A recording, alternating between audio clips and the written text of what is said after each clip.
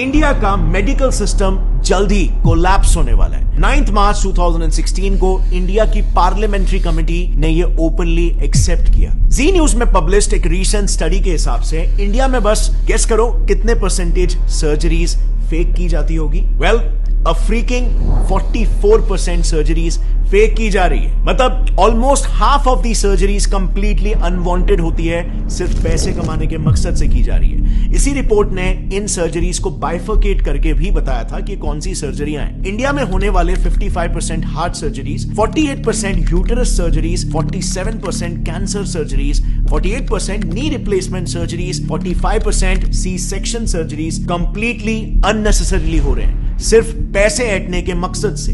Reason सिर्फ और सिर्फ एक, कॉर्पोरेटाइजेशन ऑफ हॉस्पिटल्स, यानी कि हॉस्पिटल्स को भी कॉर्पोरेट कंपनीज की तरह टारगेट और प्रॉफिट सेंट्रिक बना देना। एक काफी इंटरेस्टिंग रिसर्च पेपर है जिसमें रिसर्चर्स ने महाराष्ट्र के टॉप हॉस्पिटल्स के 43 specialist doctors, senior government x officials और कॉर्पोरेट हॉस्पिटल्स के मैनेजर्स को तक इंटरव्यू किया, ताकि वो इन हॉस्पिटल्स में जो कंपनीज की तरह ही टारगेट बेस्ड स्ट्रक्चर चल रहा है उसे पब्लिकली एक्सपोज कर पाए।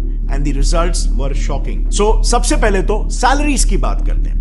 रिसर्च में पार्टिसिपेट किए रिस्पोंडेंट्स का यह कहना था कि हॉस्पिटल्स में काम कर रहे डॉक्टर्स की सैलरीज में बहुत ह्यूज डिफरेंस होता है। इतना ज्यादा कि न्यूबी डॉक्टर्स को 1 लाख पर मंथ की सैलरी मिलती है, लेकिन सीनियर डॉक्टर्स को 1 करोड़ पर मंथ तक भी ये सैलरी पहुंच जाती है। अब सवाल यहां पर यह आता है कि इतना बड़ा डिफरेंस क्यों? क्योंकि डिफरेंस इनके टारगेट्स में भी होता है। एक सीनियर ऑप्थेल्मोलॉजिस्ट का यह कहना है कि उन्हें एवरी मंथ 1000 पेशेंट्स को कैसे भी करके हाई एंड ट्रीटमेंट्स में कन्वर्ट करना पड़ता है। इसी पर एक और गायनेक रिस्पोंडेंट का कहना यह था कि मंथ एंड में टारगेट्स का प्रेशर काफी बढ़ जाता है, जिसके लिए उन्हें कैसे भी करके आउट पेशेंट्स यानी कि ओपीडी पेशेंट्स को भी बिना मतलब के हॉस्पिटलाइज करना ही पड़ता है, और नतीजा ज्यादा से ज्यादा सर्जरीज रेकमेंड करके टारगेट्स मीट किए जाते हैं, क्योंकि टारगेट ही यहां पर 1000 पेशेंट है।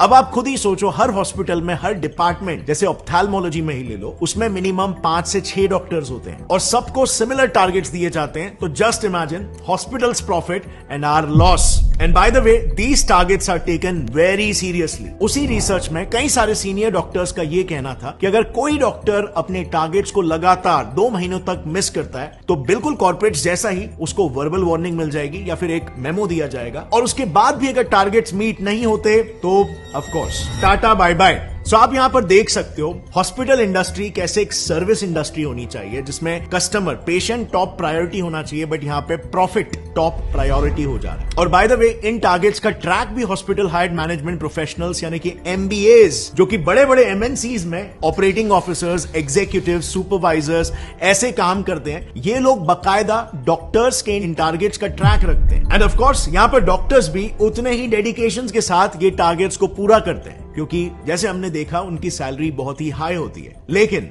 उनका ये high paying job mostly contractual basis पर होता है। एंड सो उस कॉन्ट्रैक्ट को रिन्यू कराने के लिए और उनका न्यू पे स्केल डिसाइड करने के लिए उनके पिछले साल के टारगेट्स को देखा जाता है, जो अनफॉर्चुनेटली इन डॉक्टर्स को फोर्स कर देता है इलीगल स्कैम्स तक करने के लिए। नाउ मेडिकल फील्ड के इलीगल प्रैक्टिसेस को थरली समझने के लिए हमने ये सारा इंफॉर्मेशन 2 काफी प्रोमिनेंट डॉक्टर से लिया है।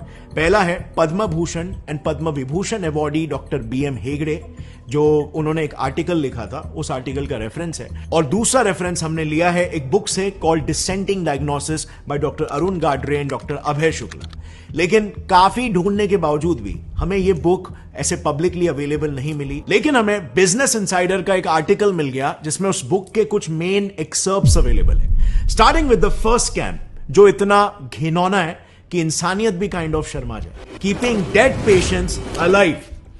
टाइम्स ऑफ इंडिया ने ऐसे कई सारे केसेस पर एक रिपोर्ट पब्लिश की है जिसमें डॉक्टर्स डेड पेशेंट्स को भी जिंदा बताकर उनके ट्रीटमेंट्स चालू रखते हैं, ताकि ज्यादा से ज्यादा पैसे बनाए जा सके, और फिर अंत में जाकर सच्चाई पब्लिक करते हैं। टीओआई में ही पब्लिश्ड एक केस में एक हॉस्पिटल ने पेरेंट्स को बिना बताए उनके 14 साल के ब्रेन डेड बच्चे को 1 महीने तक वेंटिलेटर पर रखा।